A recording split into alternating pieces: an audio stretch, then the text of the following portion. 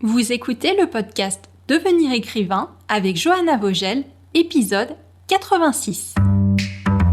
Bienvenue sur Devenir écrivain, le podcast pour démarrer et réussir votre carrière d'écrivain. Et maintenant, retrouvez votre animatrice Johanna Vogel, coach de projets littéraires et formatrice. Bonjour et bienvenue dans un nouvel épisode de ton podcast. Aujourd'hui, je vais te parler de l'originalité de ton histoire. Je sais que c'est une inquiétude récurrente des auteurs que d'écrire une histoire assez originale. Une histoire originale, c'est une histoire qui a une singularité, une histoire qui sort du lot et qui apporte de la nouveauté. Être original, c'est surprendre le lecteur d'une façon ou d'une autre. C'est lui apporter quelque chose qu'il n'a pas encore ressenti, ou vu, ou imaginé par lui-même avant de lire ton livre. C'est important pour les auteurs car personne ne veut s'entendre dire que son histoire c'est du vu et du revu, qu'elle ne se démarque pas des 150 autres histoires qui ont exactement le même sujet, bref, qu'elle ne va pas marquer le lecteur, surtout dans un univers aussi concurrentiel que la publication de livres où le lecteur a bien l'embarras du choix de ses lectures. Et c'est cette même profusion de livres qui met toujours plus la pression à l'auteur de se démarquer, d'être original, avec le stress que plus il y a d'histoires qui sortent, plus la zone de génie et de pure nouveauté semble se réduire à rien du tout. Alors, comment s'assurer que son idée d'histoire est assez originale et plus largement, comment rendre son histoire plus originale? Je vais te donner des conseils pratiques à appliquer pour ton histoire, c'est promis, mais il faut absolument qu'on prenne un petit moment d'abord pour te faire prendre du recul par rapport à cette idée d'originalité et à cette course à l'originalité qui en fait est complètement contre-productive. Il faut bien comprendre que toutes les histoires, toutes, suivent des schémas narratifs et explorent des thématiques et des idées qui sont les mêmes depuis qu'on raconte des histoires. Pourquoi ? Parce que ce sont les thématiques universelles qui nous parlent à nous humains, avec des particularités évidemment selon nos cultures respectives. Quand tu entends des gens un peu désabusés te dire « mais de toute façon tout a déjà été fait, on ne peut plus rien écrire d'original », c'est un peu vrai, même si ça l'est pas complètement. Il y a encore une marge de création, de créativité pour que tu apportes quelque chose de différent avec ton histoire. Mais tu vas le faire à partir de pièces de puzzle qui sont déjà là depuis des siècles. Et c'est pas grave. Au contraire, c'est que tu connectes ton livre à tous les précédents et à tous les suivants. Ce sont les éléments qui le connectent à tous les autres romans et à la littérature. Une petite citation, tu sais que j'aime ça, les citations. C'est une citation de l'autrice Willa Cather. Alors je suis en train d'écorcher son nom, c'est écrit C-A-T-H-E-R. Donc c'est une autrice américaine qui a gagné le prix Pulitzer en 1923 et elle te dit « Il y a seulement 2 ou 3 histoires chez les humains et elles continuent à se répéter avec autant d'acharnement que si elles n'avaient jamais encore eu lieu. » Tu n'as pas besoin de réinventer la roue pour écrire un chef-d'œuvre ou écrire un best-seller. C'est même contre-productif et je vais te dire pourquoi. Déjà, premièrement, parce que ce n'est pas forcément ce que les lecteurs veulent. On a toujours l'impression que les lecteurs veulent être surpris à toutes les pages et ils veulent de la pure originalité, de la pure nouveauté tout le temps. Et ce n'est pas vrai. Les lecteurs, ils apprécient la familiarité de certains thèmes.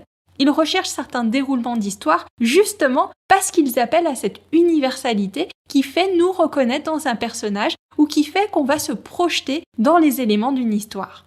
C'est encore plus vrai pour la littérature de genre. Je te renvoie à mon dernier épisode, l'épisode 84, où je te fais la genèse de la littérature de genre par rapport à la littérature généraliste.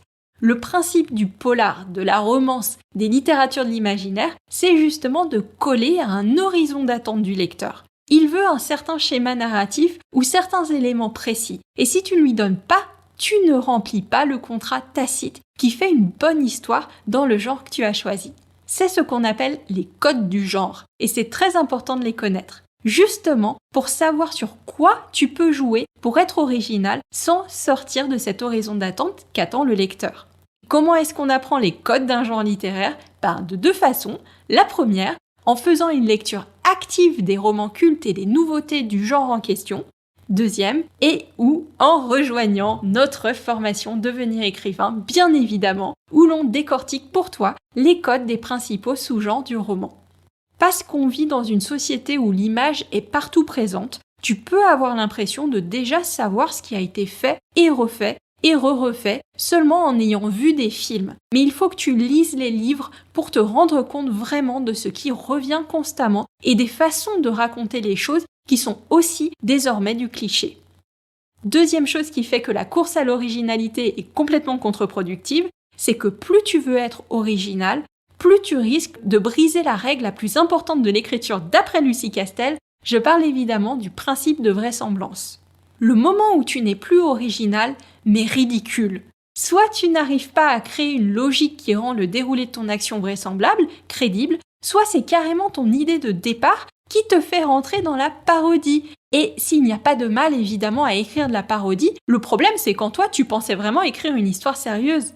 Je ne résiste pas à te citer le fabuleux roman Les vampires amish dans l'espace de Kerry Nitz, qui, pour le coup, était au départ une énorme blague qui voulait être une énorme blague. C'est un éditeur américain d'une maison d'édition chrétienne qui recevait des tonnes et des tonnes de manuscrits sur le thème des Amish. Alors les Amish, communauté religieuse aux États-Unis qui vit sans technologie. Tu as un super film avec Harrison Ford qui se passe dans cette communauté.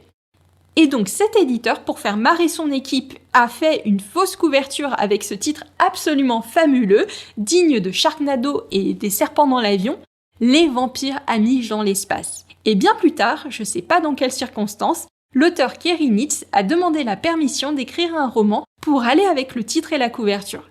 Il n'a pas écrit un roman parodique, il a essayé de vraiment trouver une histoire de science-fiction horreur avec sa propre logique, et il a ensuite écrit la suite Les zombies amish dans l'espace. Mais ça, clairement, ça ne peut marcher qu'en littérature de l'imaginaire. Et plus largement, mon argument, c'est qu'à vouloir trouver des choses toujours plus originales, qui n'ont jamais été faites, tu risques de ne pas aiguiser la curiosité des lecteurs de la bonne façon. Tu risques de ne pas avoir de la bienveillance, mais plutôt de la méfiance, du mépris, de l'ironie. Peut-être que si une idée n'a jamais été exploitée, c'est qu'il y avait une raison. Dernière chose, et la plus importante avant de passer au conseil pratique, c'est qu'il faut que tu pivotes du concept d'originalité vers celui d'unicité. Si une histoire n'est pas forcément originale, elle sera toujours unique. Ton roman, il sera toujours unique. Même si tu écris une romance entre une starlette et un libraire et que c'est la 25e mille histoire sur le même principe, elle sera unique. Et pourquoi ? Parce que c'est le point de vue de l'auteur et son style qui font qu'une histoire, qu'une œuvre se démarque d'une autre. L'originalité, en somme, elle ne se joue plus depuis longtemps sur les thèmes et l'objet de l'histoire, mais sur le choix des mots, sur la nuance des personnages et sur tous les micro-détails qui fait ton style à toi. La chose la plus originale que tu peux amener à une histoire, c'est toi. C'est ta vision unique du monde et tes expériences. Il faut vraiment que tu en sois persuadé et que tu ne te laisses jamais bloquer par la peur de ne pas être assez original. Même une histoire qui ne surprend pas dans son action a une coloration qu'aucune autre histoire n'a du fait de son auteur. Alors maintenant qu'on a pris un peu de recul avec le concept d'originalité et qu'on ne le laisse plus nous faire peur et juger notre idée trop durement, voyons quand même quelques façons de surprendre son lecteur et de se surprendre un peu soi-même. Je vais te donner 7 astuces pour travailler l'originalité de ton texte. Les premières astuces concernent l'histoire elle-même. Tu vas bien prendre le temps de réfléchir en amont à tous les éléments de ton histoire pour partir avec une longueur d'avance. Premier conseil, dépasser ton premier filtre. Alors, ce que je veux dire par là, c'est que quand tu fais un brainstorming, que tu as des idées qui viennent, il y a de grandes chances que ces idées-là, ce soient les plus simples. Ce soient les mêmes idées qu'auraient la plupart des gens qui penseront à cette histoire et que ces idées soient très connotées par ce que tu as vu ou ce que tu as lu récemment et que tu as aimé.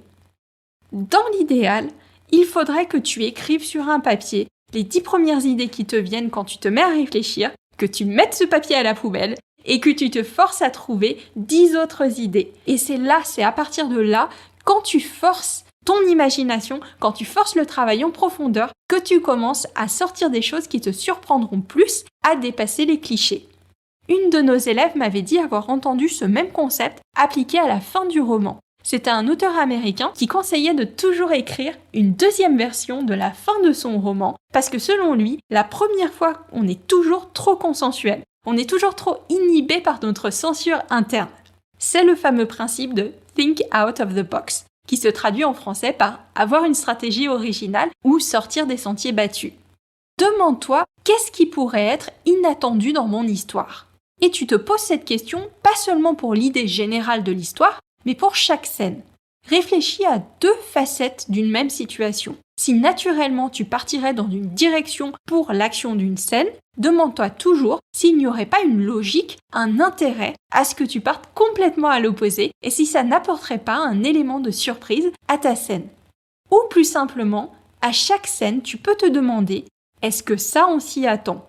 Est-ce que ça on le voit venir ? Ou est-ce qu'il y a un élément de surprise ?» Quand tu fais la liste des attributs de ton personnage, de ses pouvoirs, de la société dans laquelle il évolue, de l'origine du conflit de ton intrigue, demande-toi « est-ce que je pourrais trouver un élément spécifique et peu commun à mettre en avant qui réponde aux besoins de mon histoire ?» Tu n'auras pas que des super idées ou des idées super originales, mais ça va te forcer à sortir des sentiers battus et à aller au-delà de la facilité.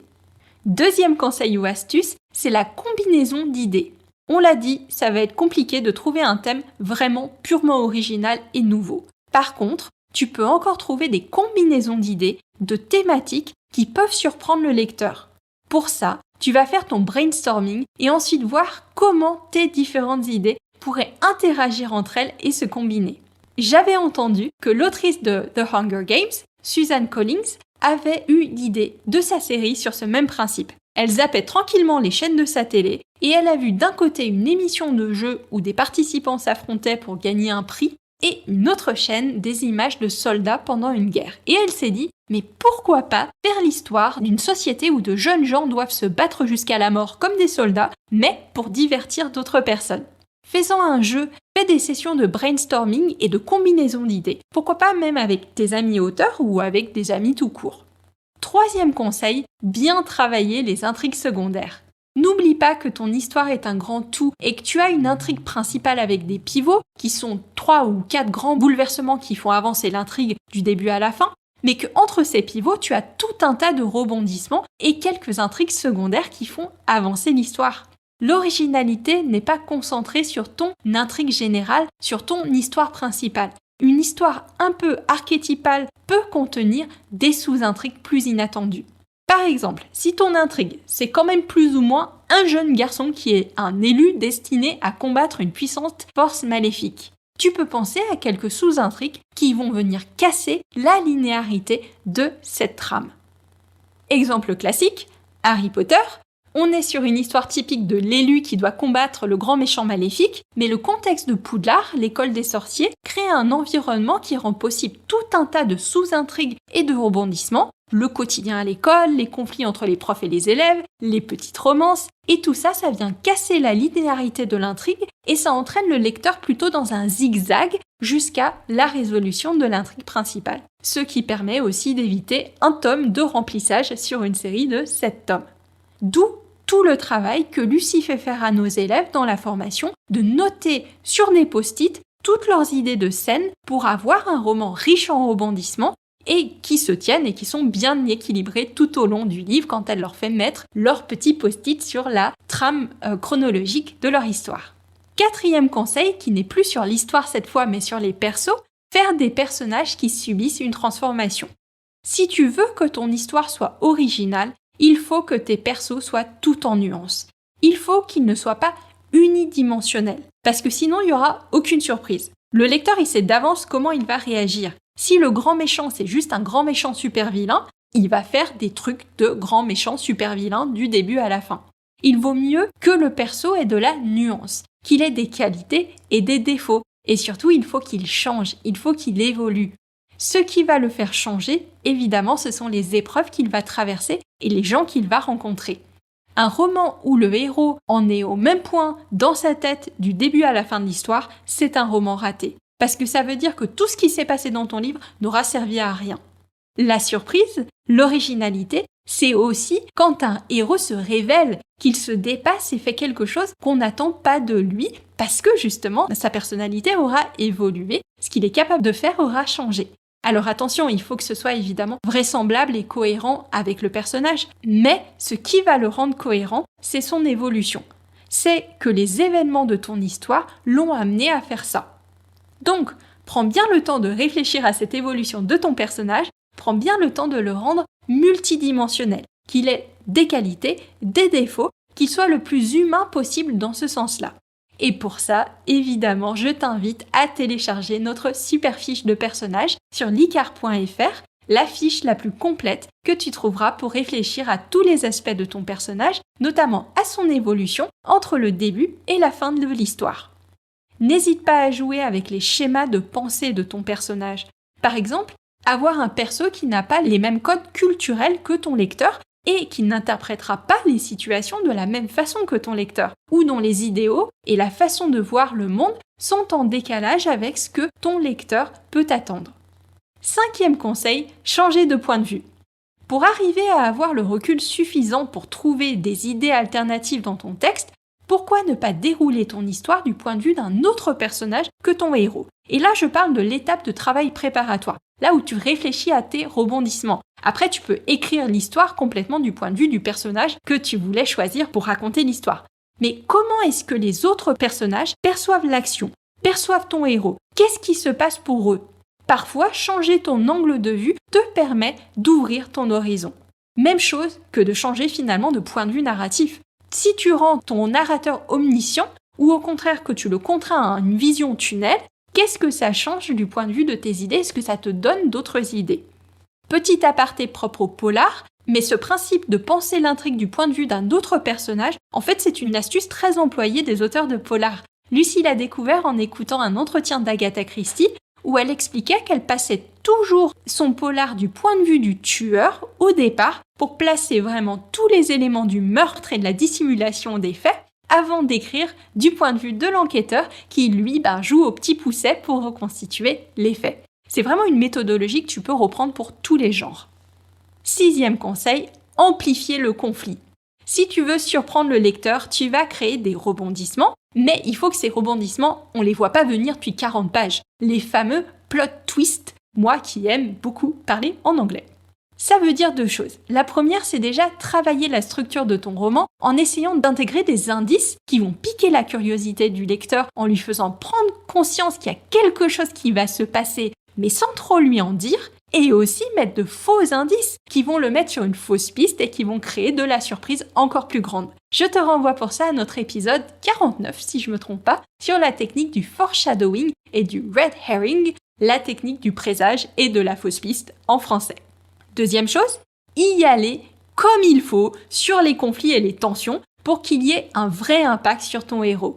Tu ne veux pas lui faciliter la vie à ton héros. Au contraire, tu veux amplifier, développer le conflit. Il ne faut pas que tu aies peur, surtout au milieu de ton roman. Le milieu de ton roman, c'est le moment où ton perso fait tout un tas d'erreurs qui l'enfoncent encore plus dans le pétrin. Il va subir les conséquences de ses défauts. Il va s'isoler des personnes autour de lui de par son comportement. Il va subir des revers encore plus grands de la part de l'antagoniste. Bref, tout va mal. C'est le moment d'être le plus créatif possible sur la manière dont les choses empirent. Et ne t'en tiens pas à un seul problème de peur d'en faire trop. Tu ne vas pas en faire trop. Va au fond de toutes les répercussions du rebondissement sur la vie de ton perso, sur son quotidien, sur la façon dont les autres le traitent, sur la façon dont il traite les autres. Identifie quelles sont les choses qui sont importantes pour ton personnage et comment tu pourrais le séparer de ces choses. Normalement, tu devrais avoir de quoi faire pour que ton héros ne s'ennuie pas et soit surpris. Enfin, 7e et dernier conseil, consacre du temps à travailler ta créativité et ton inspiration chaque semaine si tu veux que ce soit de plus en plus facile pour toi d'avoir des idées originales. Si tu veux vraiment penser à des choses auxquelles tu n'aurais pas pensé d'ordinaire, il faut que tu t'extirpes de ton quotidien. La quête de l'originalité, c'est avant tout ce qui va être original pour toi. Donc il va falloir que tu lises des livres que tu n'aurais pas forcément lus si tu t'en tenais à ce qui te plaît d'habitude. Il va falloir que tu vois des films qui ne sont pas tes films doudou, que tu multiplies au maximum les rencontres avec de nouvelles personnes, même en temps de pandémie, donc on va dire virtuellement s'il le faut, et que tu écoutes des témoignages. Bref, que tu sortes de ta zone de confort d'une façon ou d'une autre pour faire entrer de l'originalité, de la nouveauté dans ta vie. Et c'est comme ça que tu pourras la faire ressortir dans tes romans. Pourquoi pas prendre aussi le temps de faire un petit peu d'écriture créative en marge de ton roman, comme par exemple répondre au petit pitch d'écriture que je te propose chaque semaine sur l'Instagram de l'ICAR. Donc en gros, je te donne une phrase de mise en situation et tu t'en empares pour écrire un petit paragraphe de texte. Consacre du temps à étendre ton inspiration et ta créativité chaque semaine. C'est vraiment très important et ça fait partie de ton boulot d'auteur. Je vais conclure en faisant un petit détour développement personnel, puisque c'est un peu ma spécialité. Je vais te dire ce que je réponds aux élèves de l'ICAR qui me disent qu'ils sont en panne d'inspiration ou qu'ils n'ont pas d'idée originale. Je leur réponds toujours, ce n'est pas que tu n'as pas d'idée originale, c'est que dès que tu en as une, tu la juges. L'originalité vient quand tu ne censures pas tes idées, quand tu te laisses explorer des idées. Je dirais même que mon fameux principe de vraisemblance, c'est un filtre que tu ne dois pas appliquer trop tôt. Il vaut mieux te laisser imaginer une idée complètement loufoque de vampire amiche et te demander ensuite comment est-ce que je peux rendre cette idée vraisemblable? Qu'est-ce qui me permettrait de rendre logique telle ou telle idée dans l'univers auquel je pense? C'est comme toujours une question de confiance en soi en fait, de se laisser rêver, de se laisser explorer des idées avant de se juger, avant de se censurer. Fais bien attention à ne pas faire de la quête d'originalité une excuse pour ne pas écrire ton roman. N'oublie pas que tu vas sûrement écrire plusieurs jets de cette histoire, ou en tout cas qu'il y aura forcément une étape de correction à la fin. Donc c'est pas grave s'il y a des parties qui finalement sont un petit peu vues ou que tu as des scènes qui apportent moins à l'histoire. C'est parce que tu as cette matière-là à retravailler que tu vas faire un bon roman. Voilà, j'espère que cet épisode va t'aider à rendre ton roman plus original tout en te prenant un petit peu moins la tête. Si tu nous écoutes sur Apple Podcast, n'hésite pas à nous laisser une petite appréciation pour que le podcast soit mis en avant dans les moteurs de recherche. N'hésite pas à t'inscrire à notre newsletter en récupérant ta fiche de personnage sur le site licar.fr. Tu recevras une petite missive de Lucie dans ta boîte aux lettres mail tous les vendredis. À ce propos, ce serait vraiment nous aider que de mettre nos messages dans ta boîte de réception principale s'ils arrivent dans tes spams pour que nos emails arrivent de moins en moins dans les dossiers de spam de nos abonnés. Je te souhaite une très bonne semaine riche en écriture et je te dis à très bientôt. Si tu veux écrire un roman qui aura les qualités recherchées par les éditeurs et par les lecteurs, tu dois rejoindre Devenir écrivain projet best-seller. C'est la formation à distance la plus complète et la plus personnalisée pour t'aider à aller au bout de ton projet de roman. Rejoins sans plus tarder mon équipe de professionnels du monde du livre et moi-même sur licar.fr, licares.fr. Beaucoup de nos anciens élèves sont en train de réaliser leur rêve de professionnalisation et de publication. Il n'y a aucune raison pour que ça ne t'arrive pas à toi.